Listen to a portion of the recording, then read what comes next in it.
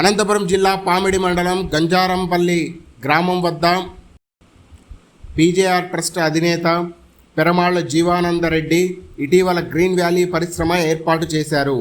అనంతరం PJR trust అధినేత పెరమాళ్ల జీవానందరెడ్డి మాట్లాడుతూ గత 25 సంవత్సరాలుగా ఈ ప్రాంతంలో ఎటువంటి పరిశ్రమలు లేక యువతలు, నిరుద్యోగులు, మహిళలు ఆందోళన చెందుతున్నారని ఆయన తెలిపారు.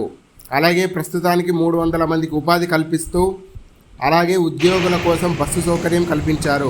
అదేవిధంగా టైలరింగ్లో శిక్షణ, అనంతరం షర్ట్స్ తయారీ, అదేవిధంగా తదితర రకాల దుస్తులు తయారీ కేంద్రాన్ని ఏర్పాటు చేయాలని, ఈ ప్రాంత యువతకు, మహిళలకు ఉపాధి కల్పించాలన్నదే నా ఆశయమని ఆయన తెలిపారు.